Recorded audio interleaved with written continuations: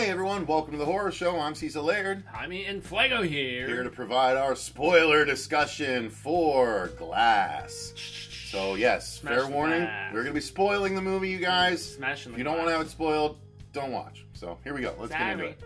So, Fuego, I guess we can just kind of start at the beginning, where we start off where the Beast has kidnapped 4 cheerleaders. And or the Horde, I should say, which we've seen the trailer, yeah. Yep, and so he's walking around and sort of talking to them. And around, they're like, yeah, it was like a collective effort, but there's like certain personalities more into the thing that the Beast is trying to purport than everybody else. Yeah, it turns out the Horde is kind of at war with himself. Yeah, there's like 3 or 4 personalities that aren't exactly on board with everything the Horde is doing, which is interesting. But yeah, so digression over this film. I mean, yeah. So it shows, especially the 9-year-old personality talking to the girls and talking about how the Beast is going to come that night and take care of them. You know, I like Drake. I've been listening to Drake lately. Yeah, Drake's so good. He's really funny. And then we cut to David Dunn, who is working with his son, a la Punisher and Microchip. From either the Punisher comics or the Punisher TV series that has a sequel coming out very soon. But basically, David goes out and tries to find bad people while his son stays home on the computer and kind of directs him different places. And they both have like an IT store where you can buy cameras and different pieces of that sort of like high tech electronic equipment and they've private eye sort of stuff. Yeah, totally tag team thing going down, which is cool. So they're actually investigating the murders that are happening as a result of the Beast. They've triangulated sort of the area, and so David's going to go and sort of patrol the area and see if he can touch someone, because again, remember in Unbreakable, David Dunn can touch people and see if they've done anything bad, and that's how he finds the bad guys. So he basically just walks the streets touching people. Yeah, there's construction workers walking by. He's like doing a little hand touch and stuff. Just seeing who's bad and who needs to stop. Some of them are looking at him like, what are you doing, bro? Yeah. So that's what he's doing, and basically he pretty rapidly finds the Beast, or the 9-year-old, the Horde rather, the 9-year-old personality of the Horde, and he goes and he saves the cheerleaders, or is trying to free them as the Beast shows up. Yeah, because all that he really sees is he's like, okay, there's like a place where they're making bricks or laying bricks or something of that nature. Yeah, brick factory. Yeah, exactly. And then his son like pinpoints. I guess there have to be those somewhere. Seriously, and it's presumably Pittsburgh, and so, or is it Pittsburgh or Philly? I'm Philly, trying to remember. Philly. Okay, sorry. Pennsylvania's huge, y'all. But yeah, nonetheless, his son allows him to, kind of pinpoint very quickly in that radius or that triangular spot. We should specify where he's going to have the best chance of that, and it turns out that's exactly where these girls are being held. And they do tell us it's Philly because it's all over the place that Philly is opening the largest. And the reason I got confused skyscraper is because I have family in Pittsburgh, my sister-in-law and her entire family. So anytime I hear Pennsylvania, I gravitate towards that. But that's what I'm saying is the running thing is that there's this giant building that's having a grand opening in Philadelphia, and that plays a big role later on. It does. So he goes and he attempts to free these people. The Beast shows up and they have a fight, and see it in the trailers. Yep, and so they fight, and it's stopped when the police show up with flashing lights that do away with the Beast as they're fighting outside, because the fight's been brought outside, and that's when we get our first glimpse at Sarah Paulson. Thank you. I was drawing blank for some reason. Yeah. Hence the reason the flashing is going down, because she has been studying these presumed superpowered people for a decent portion of time, and she already has one in captivity. And so they take both David Dunn and the Horde into captivity, and she sets up Actually, I kind of liked how this scene was presented, where it was her welcoming, quote unquote, both David Dunn and the Horde, and they would just cut between the two, and you wouldn't know exactly who she was talking to until they cut to the reaction. But they set up these flashing lights in the Horde's room, so if he ever tries to escape, it flashes and changes his personality. That's really interesting, and that's played with throughout the movie. And then David Dunn is set up with basically superpowered sprinkler systems in his room because he considers his weakness water, which is shown in Unbreakable. Yep. And so if he ever tries to escape, they'll spray him with like fire hose levels of water out of sprinklers. Since I just somehow. watched it the other day, I was thinking of Prisoners, where Hugh Jackman puts Paul Dano in that little like room, and he's just hot and cold water, and just different sorts of stuff. But yeah, I mean, that's because both of them have the capacity to escape. Presumably, they have the power, the ferocity, the strength, whatever it is, and so they have to keep them at bay somehow, and that's why these things are in place. And it turns out that Mr. Glass is already being kept there by Sarah Paulson's character because her whole goal is to sort of prove that there are no superhero people in the world, that these are just three delusional men who, think they have these abilities, but they actually don't. And so she tries to break them down mentally. Quite a bit of the whole.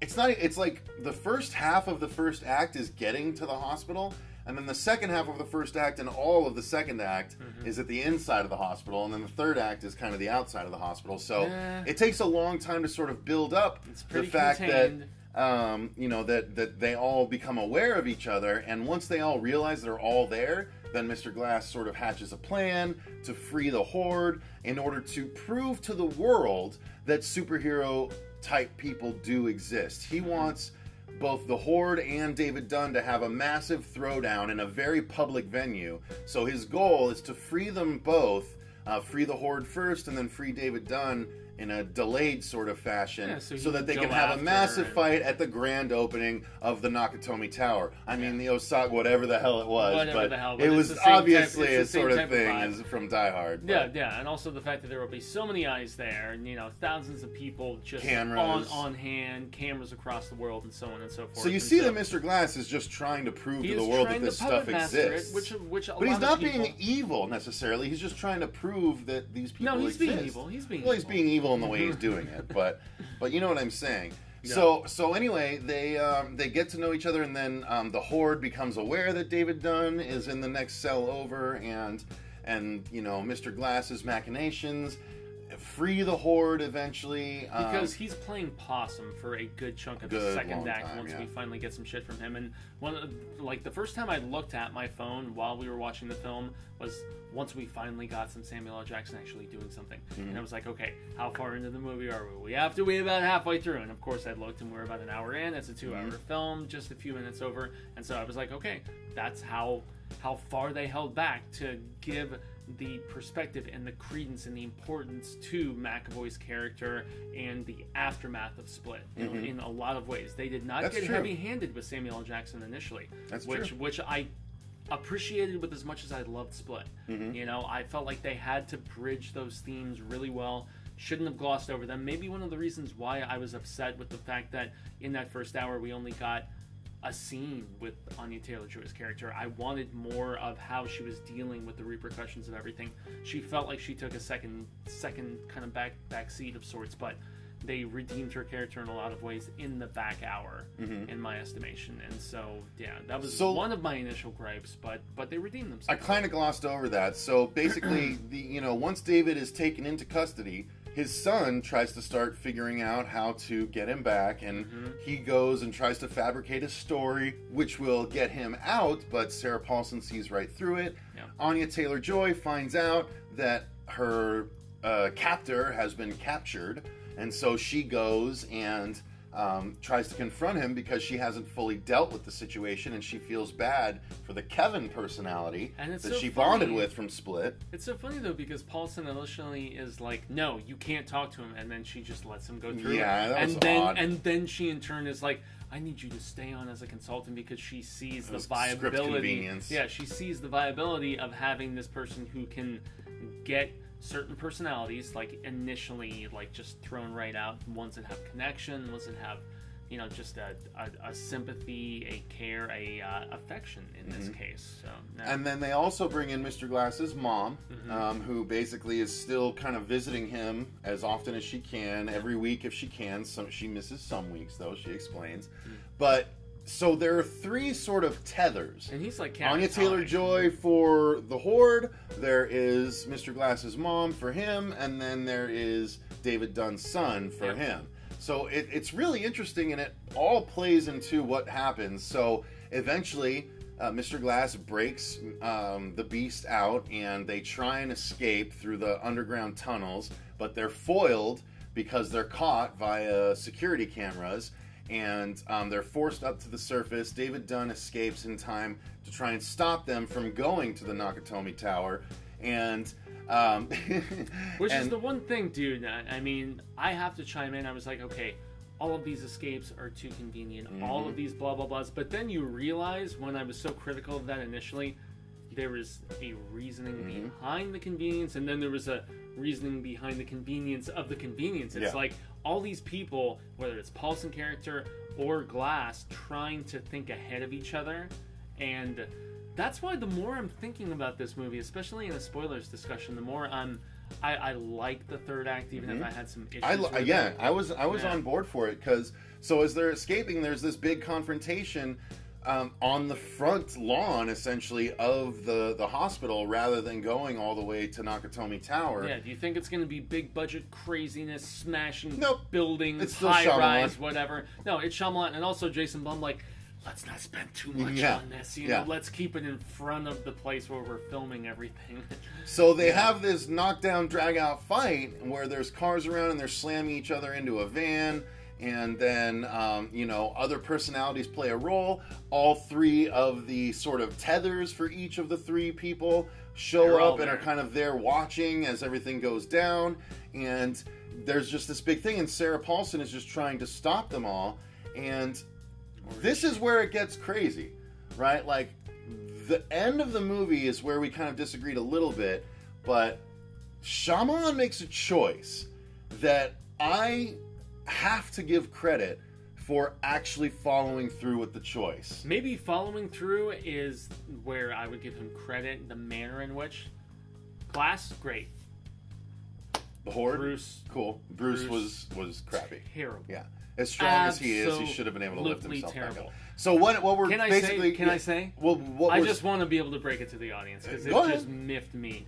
Well, break all of it, though. Don't just go right to him. So they're all separated. Like, basically what happens is there is a underlying story where Mr. Glass has found out how the Horde actually relates to both him and David Dunn. Oh, and that's not even what I was going to break. No, I know, but it leads into it. So let me get there. Sorry, man. So basically, it turns out that the reason Kevin, the main personality, the quote-unquote real personality of the Horde, is so messed up is because Kevin Crumb, he was really messed up by his mother, who treated him like crap and burned him with an iron, you see at one point they allude to. Yes. And it turns out his dad died early on, which made his mother spin out of control and treat him like shit from then on, creating the Horde and the Beast in order to protect Kevin.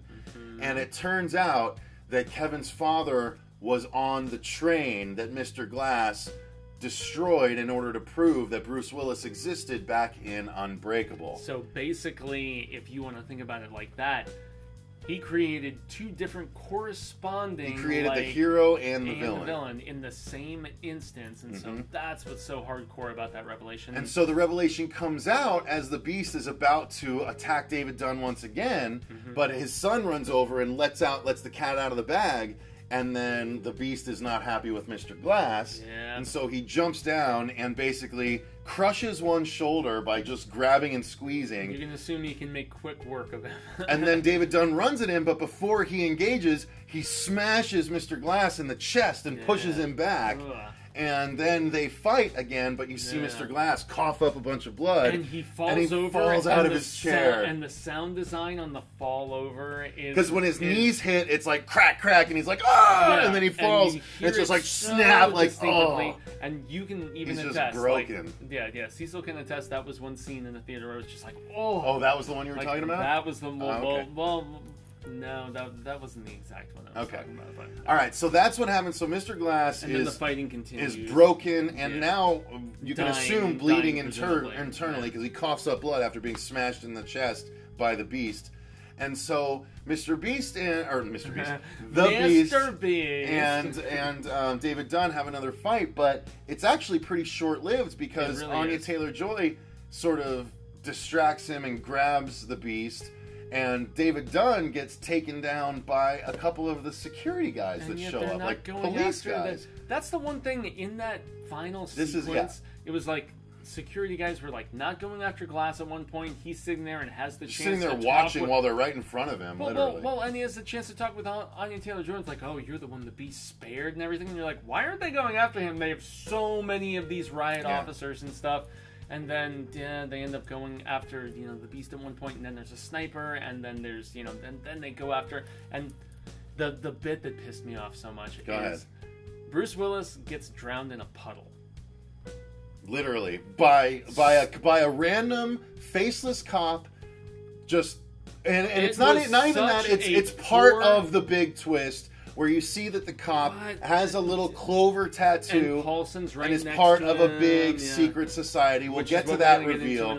But yes, at the time, it's just a random cop drowning David Dunn after 2 movies in a fucking puddle. Yeah, and basically Sarah Paulson puddle in the street. Yeah, there's like Sarah Paulson comes over and is like, "Grab my hand," and he grabs her hand in time to see her whole backstory. Yeah, because she pulls him out and she tells him what's really been going on, and then she allows them to... For the sake of the story, she tells him so he knows what happens, and thus so the audience knows what happens. She's part of she's part of a secret society that meets under the veil of public, you know, whatever. When people leave a restaurant, suddenly it's all that's left is this secret society. Honestly, and their whole goal is like to keep... It's not only the boys, it's also like Spawn the Undead. Because it's literally their whole purpose of existing, the secret society, is to find these superhero or supervillain, these people with powers above normal humans. They find them and they kill them. Yeah. So that way there is a balance maintained and none of these superheroes rise. There have been more than just these 3. But they have killed them, and that's their whole purpose. And initially, I took some major resentment with the fact that I was like, so why did she just not stomp them out initially, blah, blah, blah. But then when I thought about it more, I was like, she had to verify. Well, no, they talked about their goal. No, they talked about their goal is to not kill them. Their goal is to make them think they're crazy and can't actually do it. Good point. They say, you know, we're not murderers. We're just trying to change, but if, you know, we do what we have to. But if you understand the magnitude of the power they could potentially possess, that's where it's but that's it's like the thing. a, They it's didn't like a fully collateral commit to the evil it's like of a it. That's the collateral weird damage thing. kind of thing. Yeah. So yeah, David Dunn is drowned, and his son doesn't get there in time to stop them. In a very anticlimactic and unsatisfying way, I felt like the demise of the other 2 characters was more fulfilling. So let's get to the Beast one. So Anya Taylor-Joy grabs him, and the Beast like says, "Let me go," you know, but she doesn't. She wraps him up and like is hugging him, and keeps saying Kevin's name, which eventually brings Kevin out. Which was also a big theme that the Sarah Paulson character kept reiterating to Anya Taylor-Joy's character. She was like, the power of touch to bring an alternate personality out, a loving touch, a caring touch, you know, because he had experienced so much hateful, harmful interaction with other human beings because of the family aspect and his mom abusing him and everything. And I thought all that was really strong writing. That was the strong stuff in the third act. And everything with the Beast in this movie I thought was great. It was But then let's finish. It was the other joining characters. We gotta finish. So he she's holding him and he's the Beast, but she keeps saying Kevin's name, and Kevin finally comes out into the light, right? Because every personality steps into the light to take over. So Kevin comes out, and while he's there, he gets plugged in the chest by a sniper. Because he's not the Beast, so he's not bulletproof at that moment. So they plug him in the chest, and you see that the sniper has a clover as well. So he's part of the secret society.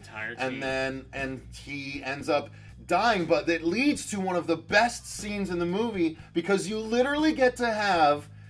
Oh my god, this was so brilliant of M. Night, because he literally has James McAvoy do a death scene for almost every personality. Just about. Every personality virtually gets a goodbye and segues into the next one, and it's like so sad and like, oh my god. And it cycles back around to Kevin, where he takes the spotlight one last time before he dies. So that is what is so bold about this movie. M. Night kills all 3 of them. All 3 of them. And it turns out that the twist is that Mr. Glass actually, because Sarah Paulson set up cameras everywhere to find out if Mr. Glass was lying. Well, and also, it's something that she champions where she's going for her little meeting with everybody. She's like, no, nobody saw anything, blah, blah, blah. Right, so they think they got away with it, but it turns out that Mr. Glass actually went and uploaded the footage to the 3 people that could do something about it. No, he sent them the footage.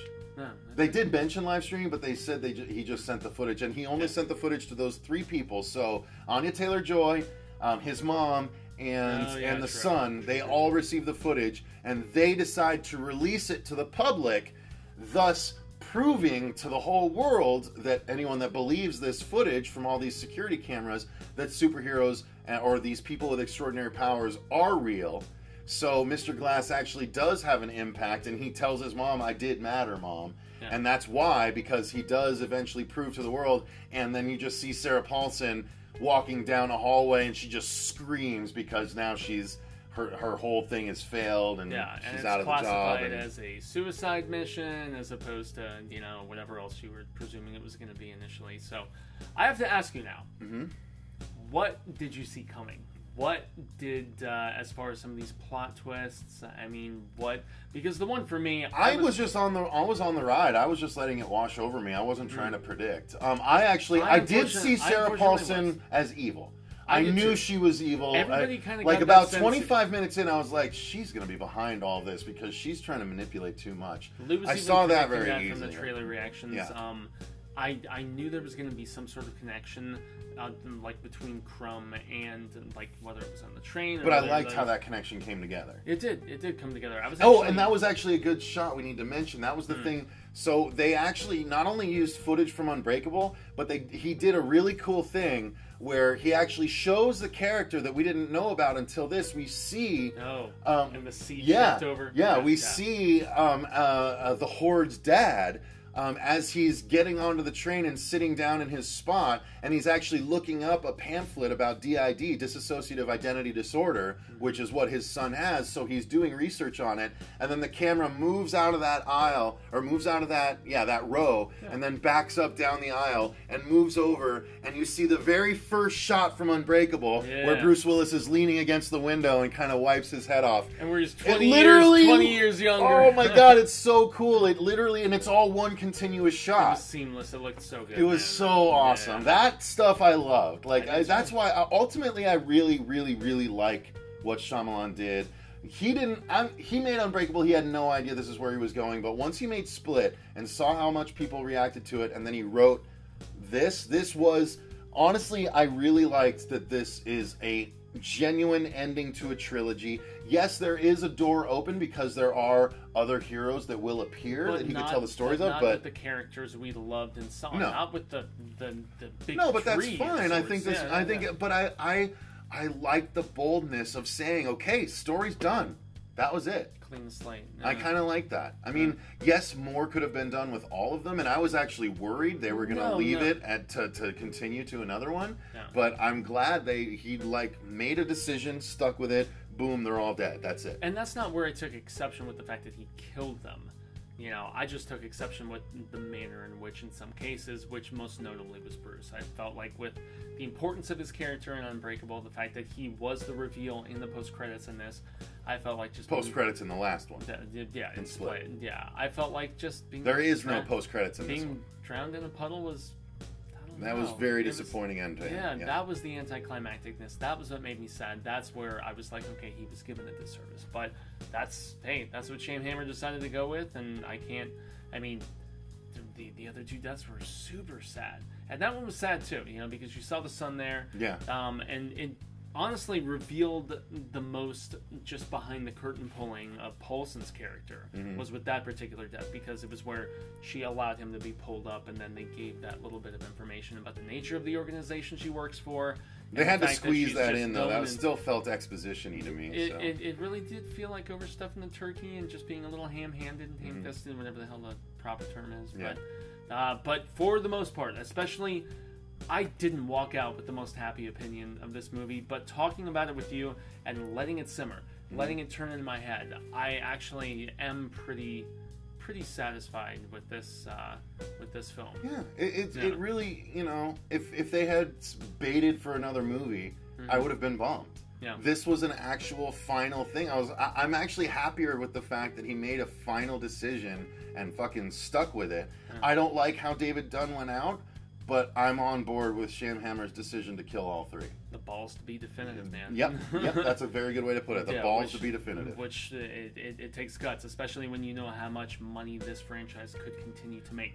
Look at Marvel, for God's sake. Dude, this movie's going to make money. Milk it. This movie's going to make money. Yeah. It's going to make legit money. But I can see why some people didn't like it, but I'm not one of those people. I have exceptions with it, but I'm glad we had this discussion, man, because of the fact that I feel more appreciative of the positive points of this film. So cool. Yeah. All right, guys. Well, there you go. That is Glass from M. Night Shyamalan, the conclusion of the real-world superhero trilogy, as it were. So why don't you guys let us know in the comments down below if you have watched it yet. What did you think of it? Go ahead and spoil, obviously. That's what we're here for. If you haven't watched it yet, but you watch this anyway, what do you think? Does it make you want to watch the movie? Does it bum you out? I'd be curious about y'all's opinion, too. So put those in the comments down below. Go ahead and like the video if you did enjoy yourselves. We greatly appreciate it if so. And click that subscribe button if you want to see more videos like this in the future. But until next time, thank you guys very much for watching. I've been Cecil Laird. Gracias to our patrons. I've been Jaime Fuego. And remember, stay scared.